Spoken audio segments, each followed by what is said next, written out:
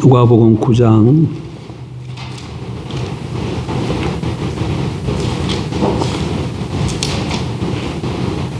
22절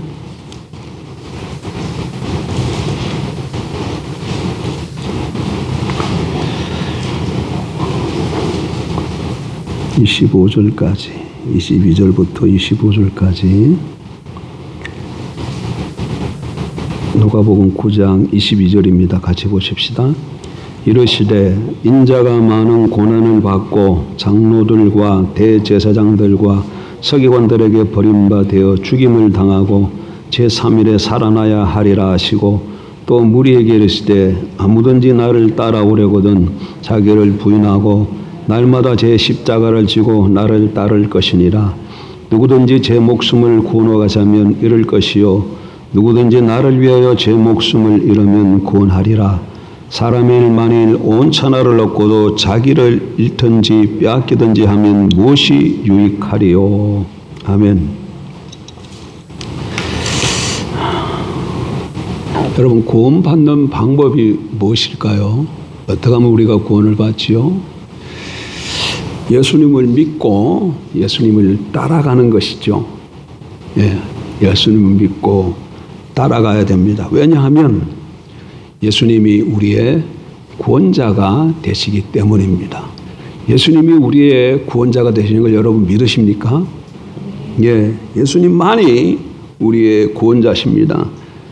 구원자이신 예수를 그래서 따라가면 우리 모두가 그 사람이 누구든지 간에 뭐 많이 배웠든지 못 배웠든지 가졌든지 못 가졌든지 간에 구원을 받습니다.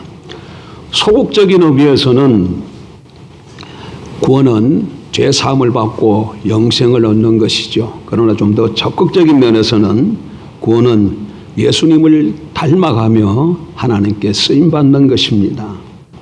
그래서 예수님을 따라가면 이 두 가지가 다 이루어집니다. 그런데 예수님을 따라가면 이렇게 우리에게 구원이 주어지는데 따라가면 되지 않겠어요? 근데 따라가는데 장애물이 있습니다. 예수님을 따라가지 못하도록 하는 것들이, 방해하는 것들이 있다는 것이죠. 커다란 장애물이 있는데 그것이 무엇일까요? 예수님을 따라가는데 방해하는 장애물. 자기 가족이겠습니까? 아니면 환경일까요? 혹은 세상이나 사탄일까요? 오늘 본문에 보면 뭐라고 얘기합니까? 자기 자신이라고 말하고 있습니다. 예수님을 따라가는데 아주 중요한 장애물이 있는데 그 장애물이 뭐라고요? 자기 자신이에요. 예수님을 따라가는 일의 가장 큰 장애는 바로 우리들 자신이라는 거죠. 그래서 본문 24절에 제 목숨을 구원하고자 하면 잃을 것이요 누구든지 나를 위하여 제 목숨을 잃으면 구원하리라고 가르치십니다. 여기에 믿음의 역설이 있는 것이죠. 역설, 파라독스. 역설이가 뭡니까? 역설이라는 것은 모순되어 보이지만 진리인 것을 뜻하는 말입니다. 그렇습니다. 그래서 우리가 예수님을 잘 따라가면 구원을 받는데 잘 따라가려면 자신을 잃어버릴 줄 알아야 합니다. 뭘 잃어버릴 줄 알아야 된다고요? 자신을 잃어버릴 줄 알아야 돼요. 그러나 문제는 우리가 어떻게 자신을 잃어버릴 수 있을까요? 자신을 잃어버려야 되는데 어떻게 하면 자신을 잃어버릴 수 있을까? 그런데 본문에 의하면 우리는 그를 고민할 필요가 없어요. 왜 그렇습니까? 예수님을 그냥 잘 따라가기만 하면 되기 때문에 그래요. 잘 따라가기만 하면. 부활하시고 살아계셔서 여러분과 저를 인도하시는 그분을 따라가기만 하면 됩니다. 그런데 문제는 잘 따라가지 못하기 때문에 자기 자신이 이 장애 요소로 등장하는 것이죠. 그렇다면 질문은 여러분 하나입니다. 어떻게 우리는 자신이라는 믿음의 장애물을 넘어서서 예수님을 잘 따라갈 수 있을까요? 자기 자신이 장애물인데 그걸 잘 넘어서서 어떻게 하면 예수님을 잘 따라갈 수 있을까? 23절에서 예수님은 친히 이 질문에 대해서 답을 해주십니다. 23절 한번 다시 보실까요? 예수님을 잘 따라가는 방법이 여기 23절에 잘 나와 있어요. 한번 같이 보십시다. 또 무리에게 이르시되 아무든지 나를 따라오려거든 자기를 부인하고 날마다 제 십자가를 지고 나를 따를 것이니라. 여기 보니까 자신을 구원하고 주님께 쓰임받는 인생을 사는데 세 가지의 비밀을 잘 말씀하고 있는 것이죠. 주님을 잘 따라가는 방법 세 가지를 말씀합니다. 첫 번째로 자신을 구원하고 하나님께 쓰임받는 첫 번째 비밀은 자기를 부인하는 것이요. 23절의 첫 번째가 뭐예요? 자기를 부인하고 이렇게 말씀하고 있어요. 자기를 부인하고. 자기 부인의 의미가 뭐겠습니까? 진정한 자기 부인의 의미를 알기 위해서는 자기 부인이 아닌 것부터 좀 생각해 볼 필요가 있어요. 무엇이 자기 부인이 아닌가? 자기 부인은 자기 비하나 자기 학대 혹은 자기 포기를 의미하지 않습니다. 다시 말씀드립니다. 자기 부인이라는 것은 자기를 비하하는 것이나 자기를 뭐하는 것, 포기하는 것을 뜻하지 않아요. 이것은 오늘 문맥에서도 분명히 말씀합니다. 25절에 보니까 사람이 만일 온 천하를 얻고도 자기를 잃든지 빼앗기든지 하면 무엇이 유익하리요? 그렇게 말씀하고 계시죠. 천하를 얻었는데 자기를 잃거나 빼앗기면 무슨 소용이 있겠냐. 그러니까 자기 포기 그런 의미가 아니라는 것을 보여주는 것이죠. 그렇다면 23절에서 자기를 부인하는 말씀은 자기를 부인하라는 말씀은 무슨 뜻일까요? 이것은 어떤 의미에 있어서는 진정한 자기 긍정을 위한 부정을 얘기하는 겁니다. 영성신학자들의 말을 빌려서 표현한다면 참된 자기를 찾기 위해 거짓된 자기를 포기해야 된다는 말입니다. 그러니까 우리에게는 자기가 두 개가 있어요.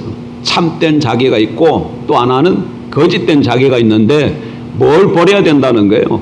거짓된 자기를 버리라. 그 말이 자기를 부인하라. 그런 뜻이라는 얘기입니다. 그럼 거짓된 자기는 무엇입니까?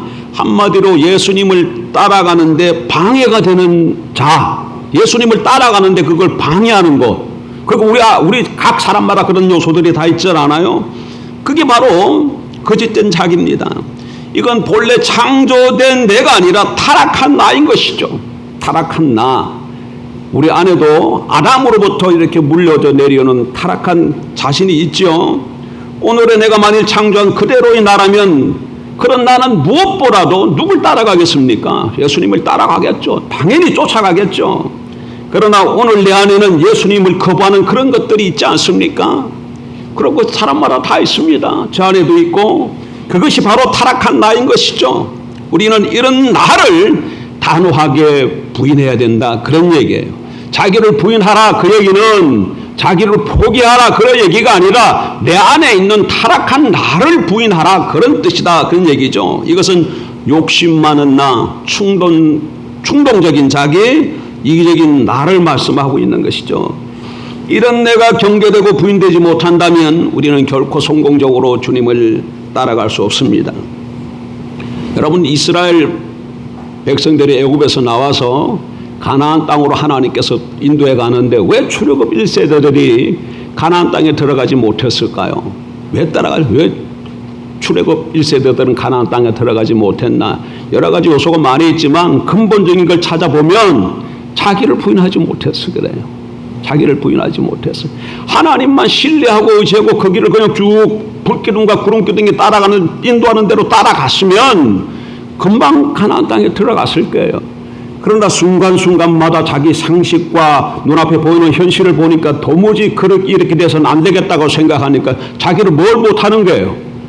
포기하지 못하는 것, 자기를 부인하지 못하는 것이죠. 거짓된 자기를 부인하지 못하는 것이죠. 그러니까 타락된 자기가 자꾸 자기를 주장하고 나니까 하나님 앞에 따라가지 못하고 그러다 보니까 하나님께 진노를 받아 출애굽 1세들이 다 광야에서 죽고 말지 않았습니까?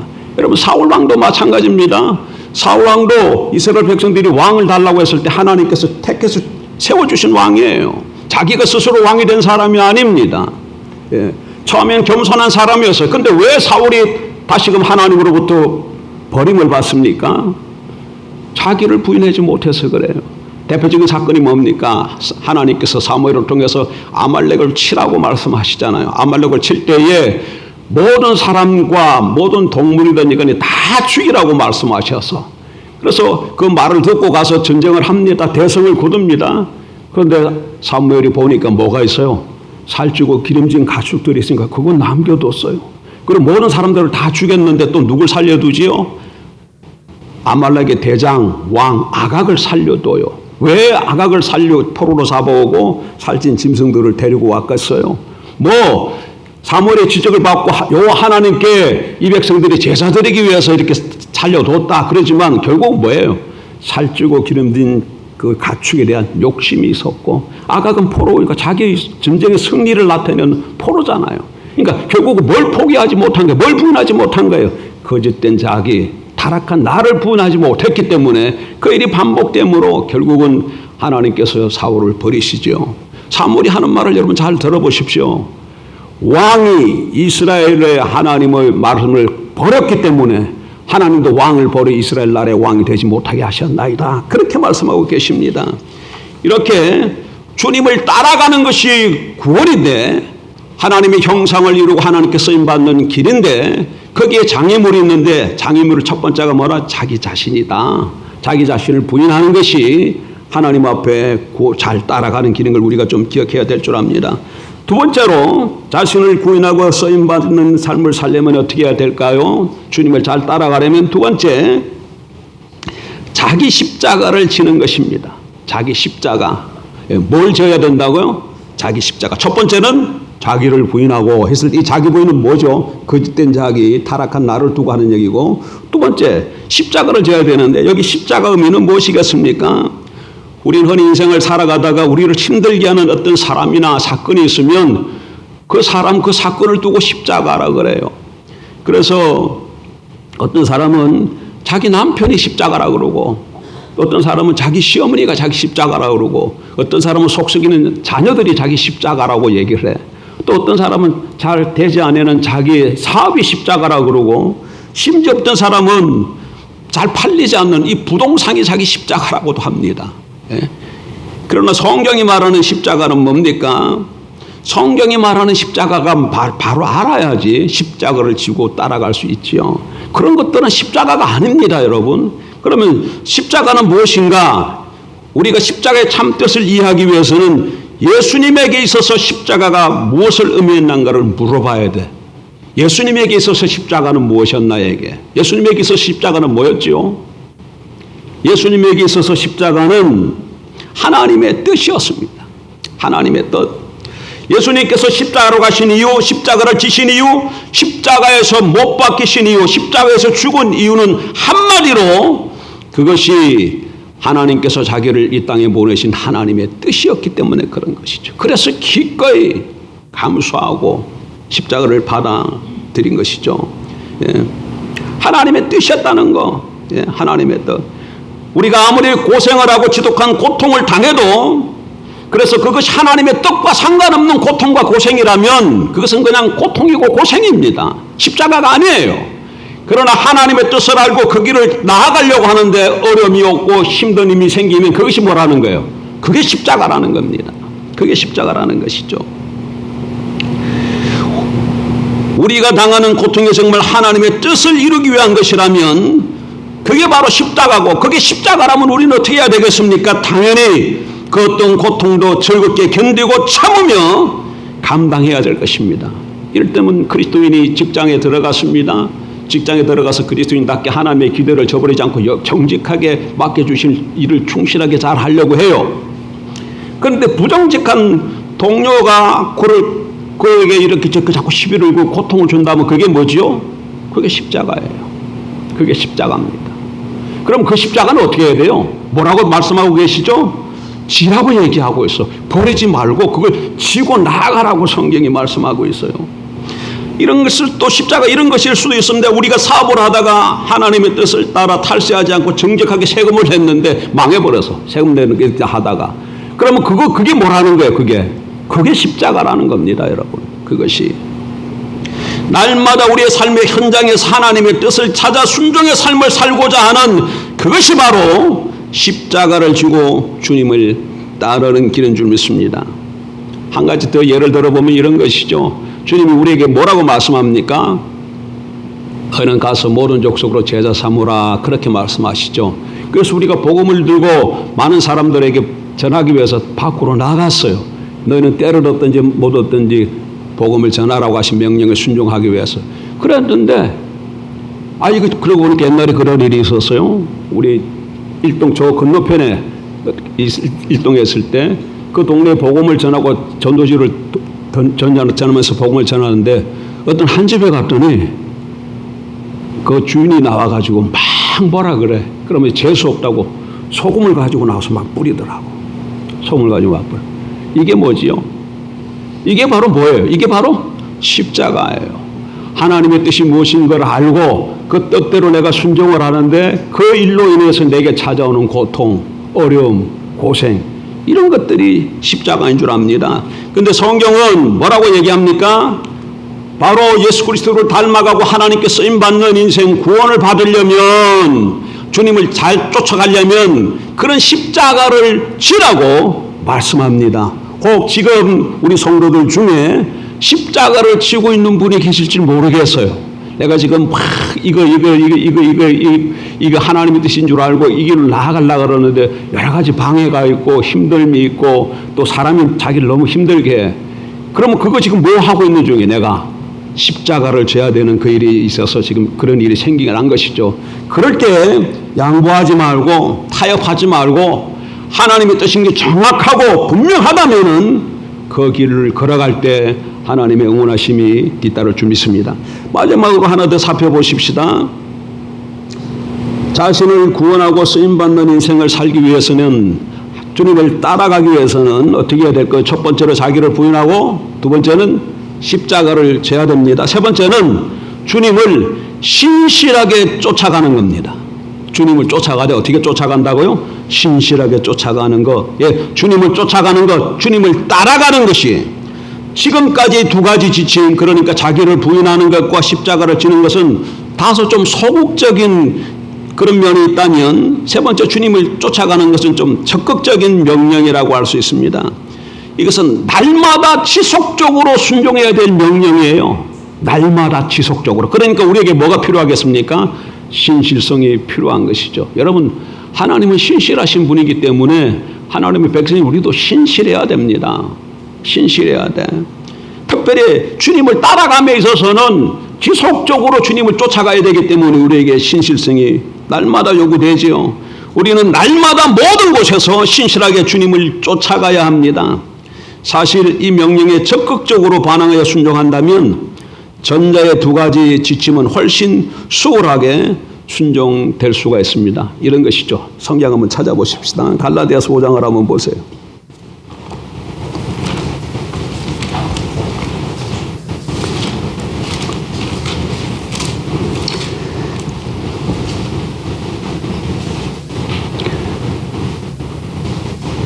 그러니까 주님을 쫓아가기 위해서는 순서대로 얘기하면 자기를 부인하고 자기 십자가를 지고 날마다 주님을 쫓아가야 되는데, 그러니까 자기 부인과 십자가를 생각하고 그 다음에 쫓아가는 거, 이걸 순서대로 생각하는 것보다 맨 마지막에 주님을 쫓아가는 여기다 강조점을 더 많이 두면 잘 쫓아갈 수 있다, 그 얘기예요. 자, 갈라디아서 5장 16절 보세요. 16절. 내가 이르노니 너희는 성령을 따라 행하라. 그리하면 육체의 욕심을 이루지 아니하리라. 육체의 소욕은 성령을 거스르고 성령은 육체를 거스리나니 이 둘이 서로 대적함으로 너희가 원하는 것을 하지 못하게 하려 함이니라. 여기 보니까 내 안에 뭐가 있어요? 성령의 소욕이 있고 또 하나 육체의 소욕이 있어요. 그러니까 육체의 소욕은 거짓된 자기라고 할 수 있고 성령의 소욕은 참 자기라고 이렇게 좀 바꿔서 말씀할 수도 있죠. 그러니까 이거 둘이서 뭐 하고 있다고 얘기해요? 서로가 뭐 하고 있다고 그래요? 서로가 자기의 일을 이루지 못하도록 대적하고 있다, 방해하고 있다, 이렇게 얘기하고 있어요. 그러니까 내 안에 육체의 소욕이 있어서 성령의 소욕을 따라 못 살게 하는구나. 그래서 이 육체의 소욕을 버려야 되는데, 육체의 소욕을 부인해야 되는데, 육체의 소욕을 버리기 위해서 육체의 소욕에다 포인트를 두면 성공할까요? 못할까요? 못해요. 성경이 그래서 뭐라고 얘기합니까? 16절 보세요. 내가 이르노니 너희는 성령을 따라 행하라. 그리하면 육체의 소욕을 이루지 아니하리라. 이렇게 말씀하고 있어요. 그러니까 자기를 부인하고 십자가를 지고 주님을 쫓아가야 되는데 앞에 것을 자꾸 염두에 두고 그런 것 좀 생각하다 보면 못 쫓아갈 수 있어. 그러니까 처음부터 어디다 포인트를 두라는 거예요. 주님을 쫓는 쪽에다 포인트를 두고 그냥 쫓아가라 그 얘기입니다. 예를 들면 이런 얘기죠. 주님이 제자들에게 오셔가지고 제자 삼으시잖아요. 그때 뭐라고 얘기합니까? 나를 따라오라. 내가 너희를 사람 낚는 어부가 되게 하리라. 그렇게 말씀하시잖아요. 그럴 때 그냥 주님을 툭 따라가 버리면 따라가는 거예요. 근데 거기 뭘 보지? 건물을 본다든가 배를 본다든가 거기 같이 일하고 있던 아버지를 보게 되면 뭘 해야 돼? 거기서 자기를 부인해야 될 일이 생기게 되어지고 십자가가 찾아오게 되어지는 것이죠. 그런데 그런 거 저런 거 보기 전에 그냥 나를 따라오라 했을 때 그냥 주님을 쓱 따라가 버리면 이런 거 저런 것과 다 문제를 그냥 포괄해서 모든 문제가 쉽게 따라가는 일을 해결할 수 있다. 그 얘기예요. 그러니까 성령을 육체의 소욕을 버리기 위해서 육체의 소욕과 싸우면 안 되고 싸워가지고 잘 승리할 수 없어요. 그럼 어떻게 하라는 얘기예요?